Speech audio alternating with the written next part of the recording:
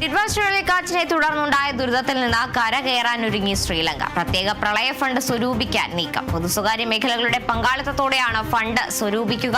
President Anurag കുമാര ദിസനായികയുടെ ഓഫീസാണ് ഇക്കാര്യം അറിയിച്ചത്. പ്രളയത്തിലും മണ്ണിടിച്ചിലും ഇതുവരെ 390 പേർ ആണ് മരിച്ചത്. കാൻഡി ജില്ലയിലാണ് ഏറ്റവും അധികം മരണം റിപ്പോർട്ട് ചെയ്തത്. 13 ലക്ഷത്തിലധികം പേരെ പ്രളയം ബാധിച്ചിട്ടുണ്ട്.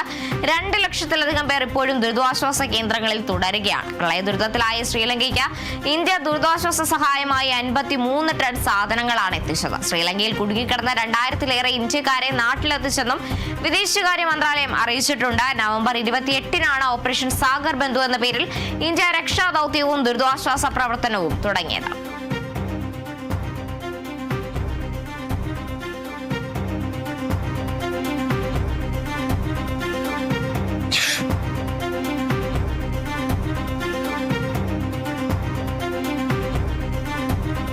കനത്ത നാശം വിതച്ച ഡിഡ്വാ ചുഴലിക്കാറ്റിനെ തുടർന്ന് ഉണ്ടായ ദുരിതത്തിൽ നിന്ന് ശ്രീലങ്ക കരകയറുകയാണ്. ഇതിനായാണ് ഇപ്പോൾ പ്രത്യേക പ്രളയ ഫണ്ട് സ്വരൂപിക്കാനുള്ള നീക്കത്തിലേക്ക് ശ്രീലങ്ക കടന്നിരിക്കുന്നത്. പൊതുസ്വകാര്യ മേഖലകളുടെ പങ്കാളിത്തത്തോടെയായിരിക്കും ഇത്തരത്തിൽ ഫണ്ട് സ്വരൂപിക്കുക എന്നാണ് പ്രസിഡന്റ് അറിയിച്ചിരിക്കുന്നത്. പ്രളയത്തിലും മണ്ണിടിച്ചിലുമായി ഇതുവരെ 390 പേരാണ് ശ്രീലങ്കയിൽ മരിച്ചിട്ടുള്ളത്.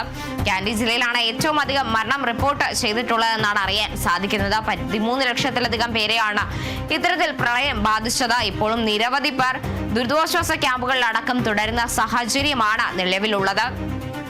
ശ്രീലങ്കയ്ക്ക് കൂടുതൽ സഹായം എത്തിക്കാനുള്ള നടപടികളിലാണ് ഇന്ത്യ കടന്നിരിക്കുന്നത്. ഇതുവരെ 53 ടൺ സാധനങ്ങളാണ് ഇന്ത്യയിൽ നിന്നും ശ്രീലങ്കയിലേക്ക് ദുരിതാശ്വാസ സഹായമായി എത്തിച്ചിട്ടുള്ളത്. ശ്രീലങ്കയിൽ കുടുങ്ങിക്കിടന്ന 2000-ലേറെ ഇന്ത്യക്കാരെ നാട്ടിലെത്തിച്ചെന്നും വിദേശകാര്യ മന്ത്രാലയം വ്യക്തമാക്കുന്നുണ്ട്. നവംബർ 28-നാണ് ഇത്തരത്തിൽ ഓപ്പറേഷൻ സാഗർ ബന്ധു എന്ന പേരിൽ ഇന്ത്യ രക്ഷാദൌത്യവും അതുപോലെ തന്നെ ദുരിതാശ്വാസ പ്രവർത്തനങ്ങളും ആരംഭിച്ചത്.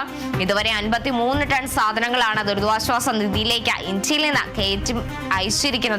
ഇനിയും അത് തുടരുമെന്ന് തന്നെയാണ് പ്രധാനമന്ത്രി അറിയിക്കുന്നത്.